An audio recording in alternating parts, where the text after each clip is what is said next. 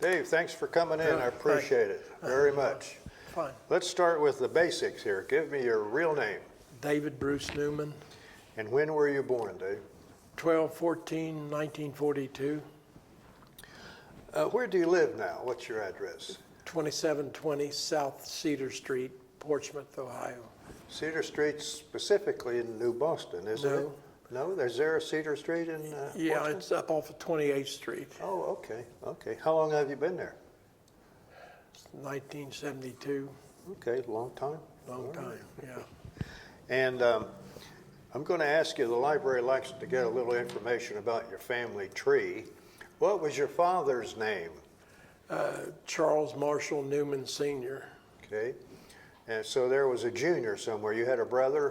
an older brother. Older yeah. brother who was the junior. Okay. Is he still living? No, he just passed away this last year. Oh, I see.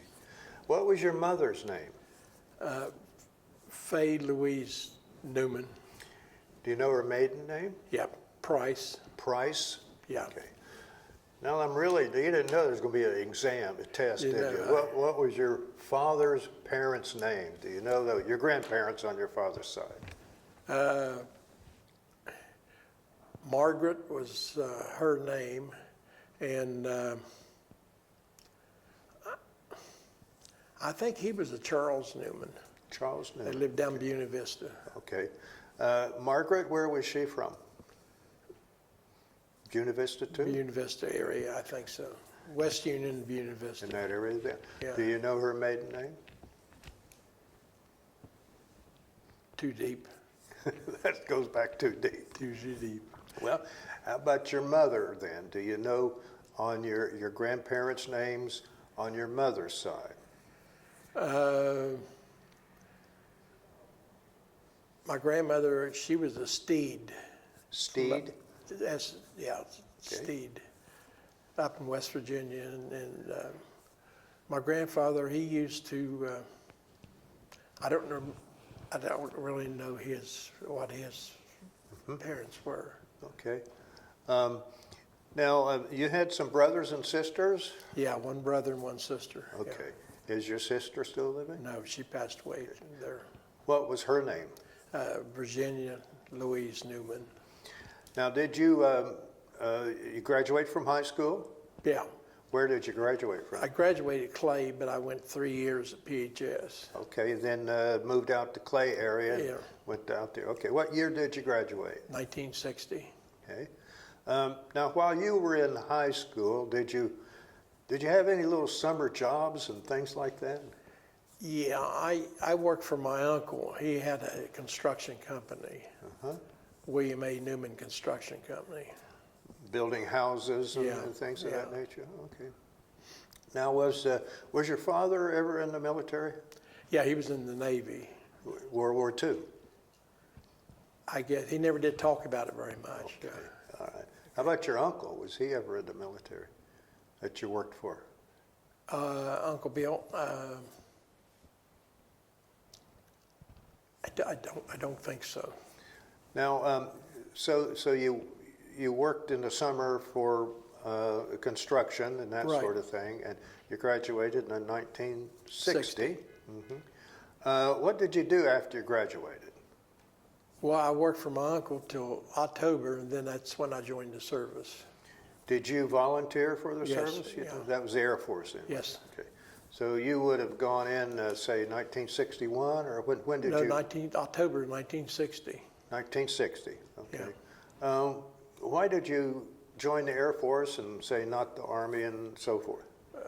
My brother thought I should go in the Air Force. He was in the Air Force. Oh, was he? He was a career man, yeah. I see, okay. So he kind of talked you into it, huh? Yeah, he thought I should go. Okay. Thought he could make some pull, but he didn't. No, he did not at all. Too big. Very good. Where did you do your basic training in the Air Force? San Antonio. That'd be Lackland Air Force Base, Yes. wouldn't it? Okay. They still do that down there too after so many years. They Right. have their basic down there Yeah. still. Okay. What did your parents think about you joining the military? Well, there really wasn't too much against it, I guess, because he was in the Navy, and Okay. they had to sign for me. How old, you weren't 18 yet? No, Okay. 17, Okay, and they signed up for you, and off you went to San Antonio. San Antonio. Did you ever see the Alamo? Well, I saw it later. My wife and I went down that way on a Good. vacation. Did you go to Mexico? Yeah, went to Juarez, I guess it is. Okay. And now, how did you get down there? Did they take you on a bus or train, or how did you get there? Fly? We flew down to Atlanta. Then from Atlanta, we flew over to Lackland. So there's were there several recruits going at the same time then, or? Coley Madden went with me. He was a graduate also at Clay. We both went together. What was his name? Coley Madden. Coley Madden, okay. Yeah, I think he's in Georgia now, I think, Atlanta. Okay. Yeah. Now, what was that, about 8 weeks worth of basic training? How long was basic then? It's actually 5 weeks, and if you go to tech school, it's so many more weeks. Okay. I didn't go to tech school. I went to on the job. So you went through your 5 weeks of basic training. What did you think of basic No, training? it was 8 weeks I went. 8 weeks in basic? Yeah. Okay. What did you think of basic training then? Did you like it? No, it's just an adjustment, as long as you're used to taking orders, and you can get along okay. Were you used to taking orders like from your dad and from your construction? My uncle was, yeah. Your uncle? He was a little bit strict, yeah. Okay, so that kind of broke you in. You knew Broke what to me do. in, well. So you're there 8 weeks, and in October, that probably was a pretty good time to be there. I mean, it was cool weather. It was cooling down. Good. Not hot like in the Right. north there, was it? Right. Okay. So then where did you go after that, after you graduated from basic training? Basic training, and I was able to go home for a certain amount of days. Mm-hmm. I remember we flew up to Chicago, and I had that winter coat, but to wear the winter coat, you had to have stripes on. So I had to sit on the edge of the curb, sewing stripes on my coat before I could put it on. Before you could Put it on. Another one of those orders that you had to follow, wasn't it? Yeah. Okay. So from San Antonio, you're going to go to Chicago because you had some leave. You could go home. Yeah, I came on home from Chicago. Yeah. Did you take a bus or fly or what? I think I flew. I think my mom picked me up Okay. In Columbus? or in where? Columbus. Yeah.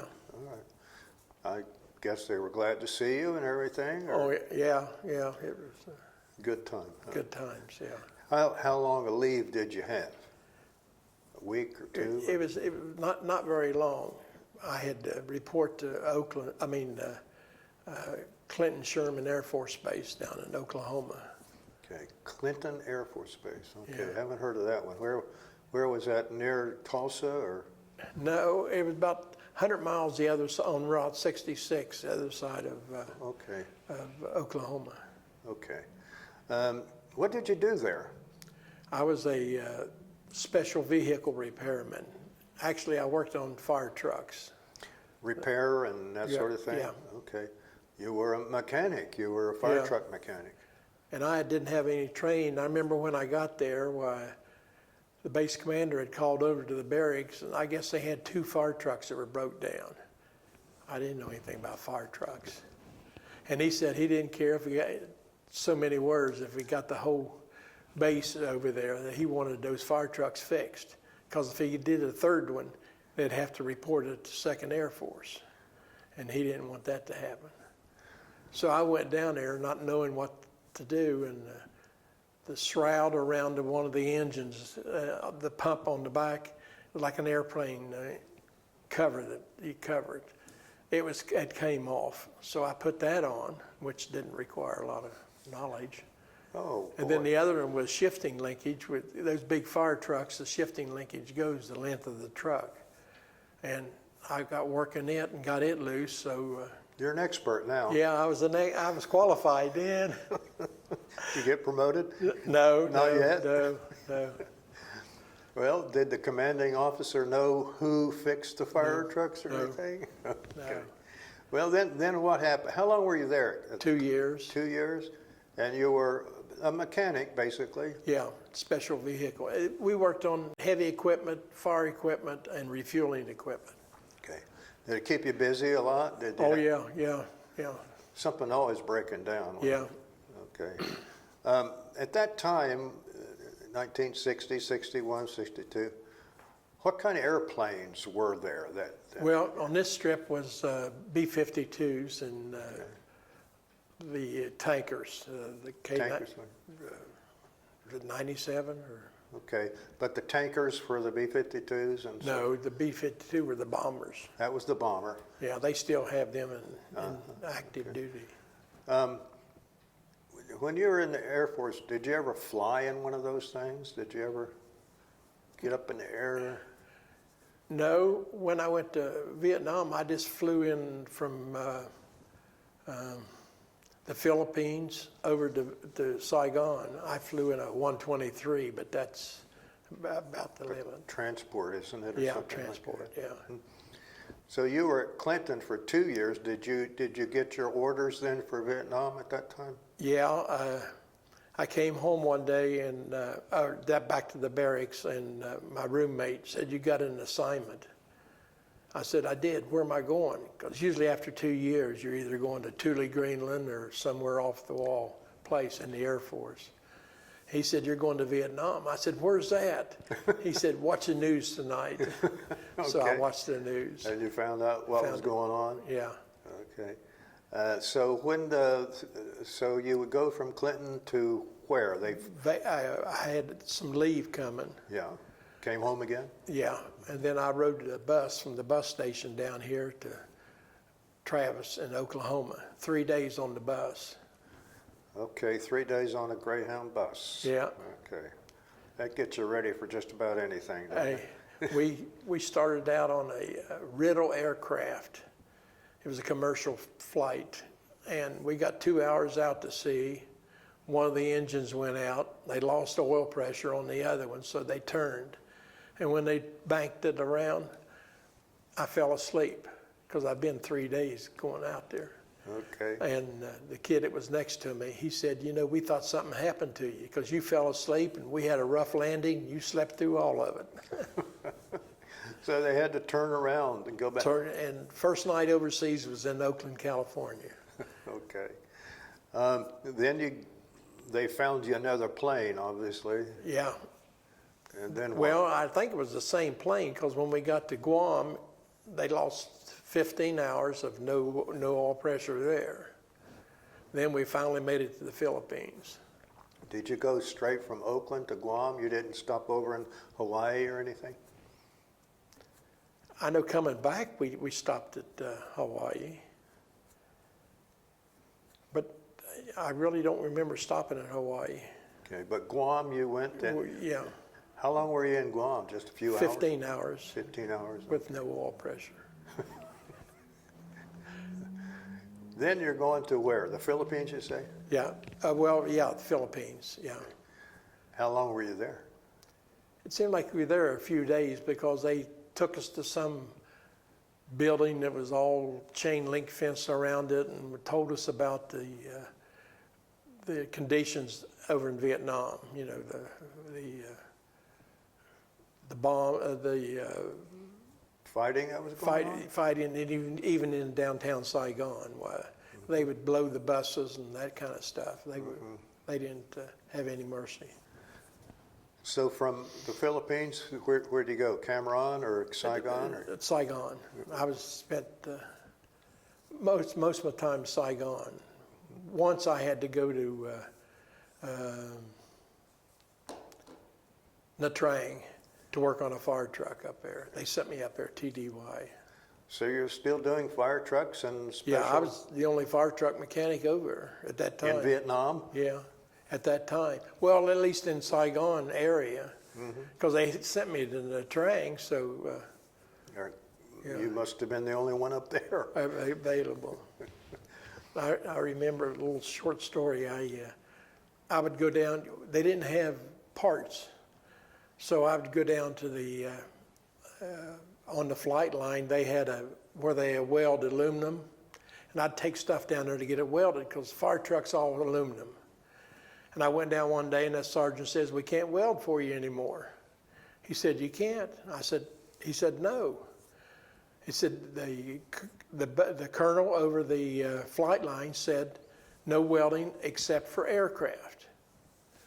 So I went back to Captain Harold, my captain, and he went to the base commander, and the base commander went back to that colonel. Next time I went in, whatever they were doing, they dropped and welded on mine. Planes don't fly unless the fire truck's out there. You're VIP by that point, weren't you? Yeah. I didn't. I don't understand why a colonel would say, or anybody would say, don't weld service, except for aircraft, because it was aluminum welding, all over. So you're still a mechanic, and then after Da Nang, you went back to Saigon? Yeah. I was over there when Kennedy was killed. Oh, were you in 63? Yeah. November 22nd, 63. Yeah. Yeah. What was the mood like then when Well, they had, I used to have pictures of where the Buddhists were burned themselves up. Did you see that? No, they put alerts on whenever that was happening. When I think about that time, they had a civil war where the Vietnamese army and I want to say army and the Air Force against the Navy and the Marines, the Vietnamese, and they were shooting off a base, and they put up we were staying in tents at that time. We didn't have barracks over there then, and they put up a line of defense in front of our tent, in back of our tents, not in front. So I went down to fire station. I slept down there. Yeah. You got behind that fence. Yeah, I got, the line of defense. And finally, I ended up going into part of Saigon I'd never been in before because it was the president's special area, like White House is. Excuse me. Anyway, they had shot the tires out of a fire truck, and I had to go down and get it. Was that kind of scary? Yeah, you could see the building there where his special forces, the President Dim's special forces slept. Well, it looked like Swiss cheese because those planes, those T-28s, were coming down because we could see it from Saigon, from Tan Son Nhut. They'd be coming down, and whenever they come up, they'd do a victory roll. That meant, I guess, that they hit their target. Yeah. Well, that building was just nothing left of it. Where they, and I think he was killed that time. He was killed, wasn't he? Yeah. So when did you come home? When did you leave Vietnam? It was in December, late December. Of 63? Yes, 63. Were you over there about a year or so? Yeah, it's almost a year exactly. What did you think about the whole year that you were over there? Well, being as young as I was, I didn't know what was going on. I remember one time I helped a body man, a painter. We had a job of going over in this fenced-in area. They had some trailers over there. It had air conditioning and in it, and we were told to paint the trailer, but guys would be coming, high officers would be coming out of that building, that trailer. And finally, I stopped one of them and asked him what was going on in there. He said, anything in Vietnam comes through this trailer. So all their communications came through that trailer. Pretty important spot to be then, wasn't it? Yeah, it was sort of. Do you remember where you were and what you were doing when you heard Kennedy had been assassinated? No, because our time schedule, I knew he was killed the day before he was killed, So to speak, yes. Yes, so to speak. Yeah. playing on words. Yeah. What did you think about that? Well, over there and back then, you didn't have a choice. You just had to take it as it comes. I mean, I remember coming back. We stopped at Honolulu, and I've got a slide picture somewhere where the flag was still at half mast and had that blue sky. Real pretty picture. The flag was blowing, but I can't find the slide now. I know it's in my house. It's in the house somewhere. Somewhere, yeah. Okay. Did you get out into the countryside any, and while you were there? Well, once I was told to go outside, just outside of Saigon, about like going to here to Lucasville, and some Army private had taken a general's Jeep out. He got drunk and took it out and wrecked it. So they had me take the wrecker, and they issued us AR-15s at that time. Mm-hmm. And the kid that was with me, he had his gun in his hand, but I couldn't hold my gun in the hand because I was driving. Mm-hmm. And they were supposed to meet us at the edge of Saigon and escort the QCs, the Vietnamese military. But they didn't show up, and it started getting dark. So I went ahead and went out the road, and it was a bank. And about halfway out to Benoit, where I found the Jeep, and I backed the wrecker over and hooked onto it and was pulling it out. And about that time, a 6x full of QCs and a pickup truck full of QCs surrounded us. And I didn't get nervous until that happened, because full of what? QCs. That's same as MPs. MPs, okay. It's Vietnamese, yeah. Vietnamese MPs. Yeah. Okay. They surrounded you? Yeah, and gave us an escort clear back to the main gate. Oh. Yeah. They were late. They were late. Showing up. Yeah. Okay. So you got back okay? Yeah. You got the general's Jeep back? Yeah. I don't know what shape it was in, but we got it back. I wonder what happened to that private. I have an idea. I don't know if you can get any lower than a private in the Army, can you? They'll find a way. They'll find a way. Well, what else happened to you over there? Did you have any time where you could go walk around or in Saigon and sort of sightsee, I guess, that sort of thing? Yeah, one occasion, they initiate you when you first go over there. Take you to town and introduce you to the bars and this stuff. And introduce you to bars? Yeah. Okay. Yeah. And how old were you? Well, I think I just turned 18. So there you go. I was legal then. And single. Yeah.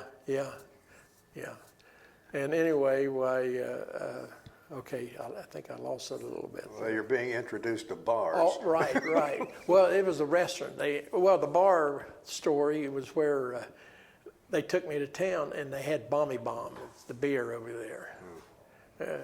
It's like formaldehyde. If you get killed over there, they don't need to embalm you because you already got that. And I didn't drink. And I remember that every time we went to whatever place we went, I would touch it to my lips, but I didn't drink it. And after a few beers, the guys that was with me didn't know I wasn't drinking. See. So did you end up being the designated driver getting them back? Well, we had taxi cabs for that. Those little cabs. Okay. Yeah. So you did that, and this might sound like a strange question. Did you like it? It was different, that's for sure. It was different. I mean, and the smell was really, really bad, that area, because. When you got off the plane while you're there, the first thing, what did you do? What impressed you the first thing? Was it the smell? Was it the temperature? Temperature, plus, excuse me, seeing these guys with these the weapons that they were carrying, because Air Force, you never see that, Mm-hmm. and they were carrying their M16s and AR-15s, and Finally, I remember one time we had to go out and they trained us on how to take a AR-15 apart and how to shoot it. And there was myself, this young kid, and then there was a sergeant right there. They were showing us all how to shoot out on the firing range. And I guess the private was with, or airman was with me. Why, he must have put it on automatic. And when he pulled that trigger, that gun started going like this, over towards that sergeant. That sergeant hit the ground. Oh, was he mad, you know. I bet. Yes. Yeah. Okay. But he didn't get hurt. I mean, When you were growing up here, did you hunt? Did you go hunting? no, my thing was Boy Scouts here. Boy Scouts? Okay. Yeah. I was wondering how handling a weapon was to you. Was it something foreign to you, or something you had to get used to? Yeah, I never did I never did hunt. I didn't like to kill animals. Yeah. When did you? December. You say December. You left, and you and actually went to Honolulu. You flew into Honolulu. Honolulu. Then we came back to Travis, and then I was able to come back home for a leave. Mm-hmm. Then I had to go to Mississippi. You were over there when at a time when the American involvement wasn't as great as it became.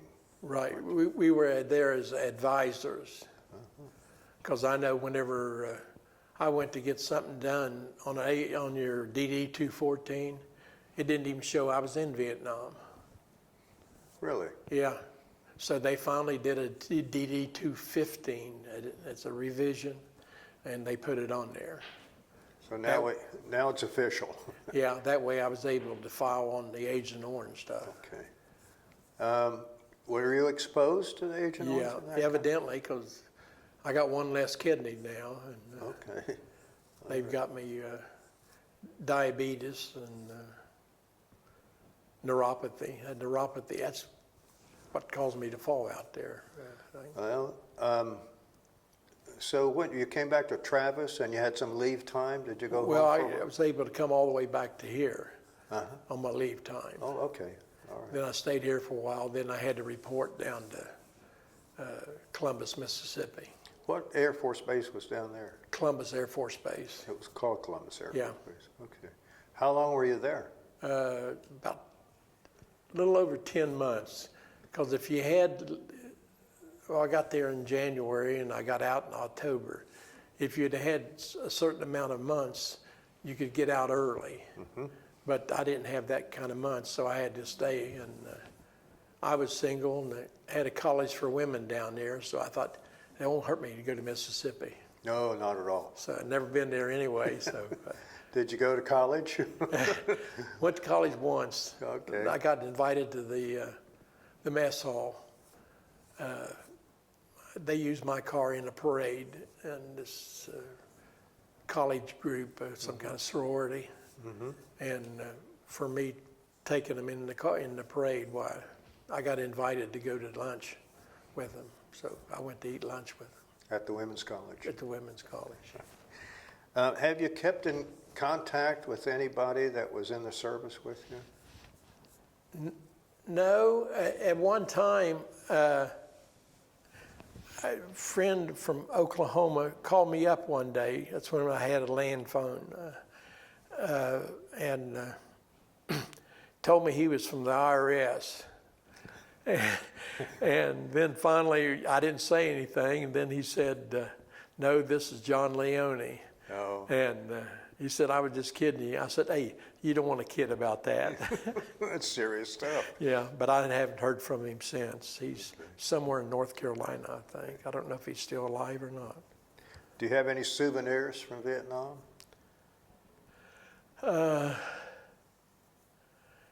No, well, I had an elephant. It looked like an elephant and a baby elephant, and I gave it to my grandson, and he's got it on his shelf there. Does He thinks it's something, yeah. How many children did you have? 4. Boys and girls, or? 3 girls and a caboose. He got the elephant. Yeah. No, he didn't get the elephant. My grandson did. Oh, the grandson did. I'm That's sorry, right, I that's didn't right. Okay. explain good enough. Are the kids kind of scattered around or local or where? One's in Cincinnati, one's in my basement, and one's across the street here working, and the other one's up from Wheelersburg. Yeah. Okay, all right. And they have children, you have grandchildren? Yeah, there's 8 all total. 8 grandchildren? Yeah. All right. Now, when were you discharged? Did you say December of? It was October of, I think it's October 2nd, I think it was. 64? 64. Okay. You have some medals and ribbons from that time, don't you? Well, I called and they sent me some. The Air Force did down in Texas somewhere, but they weren't Vietnam ribbons. Where was it? Greenland? No, it was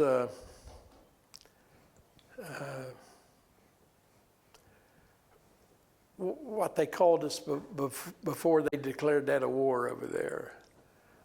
Advisor, or no, wasn't advisor. Whatever it was. Yeah, I think it was advisors, because you're supposed to shoot at after you're shot at. Okay. Did that ever happen to you? Didn't have a gun.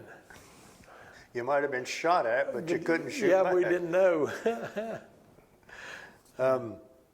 So then after you came back and you're discharged, you were discharged from Mississippi? Yes. Okay. So you came home. Yeah. What did you do then? I got, my aunt was big in the Republican Party. She got me a job working at Chillicothe State Highway Garage. I started there. Okay. And then I ended up moving back to, I drove back and forth to Chillicothe every day. And then I took a job working at Hart's. A department store, wasn't it? They had an automotive department there. Okay. Where was Hart's? Was that in New Boston? They're where Lutz is at now, out there on Oh, Roosevelt. yes, that's right. Up on 23, Route 23, Yeah. isn't it? Yeah, they hired me even before concrete wasn't even poured in the automotive section. Okay. Well, you were a highly trained mechanic. Yeah, they always scheduled me for alignment. And I had that knee where I'd had a wreck in Oklahoma on a motorcycle, and it bothered me bending that much. And one day my boss came through and said, I hear you're looking for a job. And I said, yeah, you schedule me to work on alignments all the time and on my knees, and I can't, it hurts. He said, well, why don't you just go look for a job full time? Were you fired? Is that Yeah. what you're saying? Yeah, that's what he told me. All right. So then what happened? Did you find that full-time job? Well, I put applications in, and I think the gas company, A&P, telephone company, it seemed like there was another. All of them called me the same week. So I ended up going to the telephone company. And Was that GTE at the time? GTE, yeah. I spent, 25 years there. And then my mom and dad and my wife, we had the Glad Tidings, Crafts, etc. Had the what? Glad Tidings bookstore. Glad Tidings, yes. Yeah, we had it for about 50 years. Oh, really? Yeah. Okay. Where is that now? It was on 4th Street there, Right. but then we had to file bankruptcy. Oh, my, okay. Yeah, That's still going, though, isn't it? Somebody has that, or no? No. No, okay. no. They was the Praises from Chillicothe. They had one up in New Boston, Right. but I think they've even closed that up too. When did you get married? December the 18th, 1960, was it 4 or 5? 5, had to have been 5, had to have been 5. Had to have been 5. You Had to were- have been 5. Yeah, geez. You're Mississippi. After 60, 59 years, why? Okay. Yeah. Okay. But did you get married again? Did you? No, I was never This married. is the same lady The that? same lady. Okay. Yeah. And see, yeah, she was from Portsmouth. She graduated at Portsmouth. What was her maiden name? Linda Patrick. Patrick. Yeah. Her dad had the Pat's Barbershop down on 4th Street there where headquarters is located, I think. He had a barbershop in there. Do you still have your uniform? No, I even had a Vietnamese uniform, but it's real small, but I don't know whatever happened to it. I think I had it stored down there to the store upstairs, and I think whenever Neil took over the building, I think the contents went with him. Oh, so he's got a Vietnamese uniform now, maybe, huh? Well, probably doesn't. When you came back, were you in any veterans groups? Have you, like VFW or anything like that? No. Originally, I joined the, I think, American Legion. I worked with Haas out of Waverly on the Vietnam pension benefits. And he helped me on quite a bit. Okay. But then I ended up going to Chillicothe. There was some disabled veterans ended up helping me really greatly. When you were in the service, did you ever meet any famous people?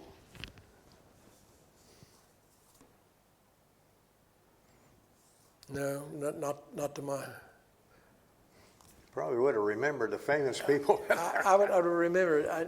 I don't know why I didn't get to see Bob Hope when I was over there, but Yeah. maybe they sent me back sooner. I don't know. I don't remember Bob Hope. Well, do you have anything else you'd like to tell me about anything, about your life, about the military, about anything? No, there's one little story down in Mississippi. There was a civilian I worked. He worked on the fire trucks as a civilian, and I was military. And we had a P2 fire truck. You may have seen pictures. They got 4 wheels that steer in the front. They got 2 Continental engines in the back. And they got, anyway, one of the transmissions wasn't shifting. So the captain got permission from Second Air or wherever to get permission to work overtime to change that transmission. So I worked all night with him. He and I both worked on it. And the next day we took it out on the airstrip and tried it out. It still wouldn't shift. So then I made a comment to Mr. Lindsay, the civilian. I said, let's take that solenoid off of this transmission and put it over there.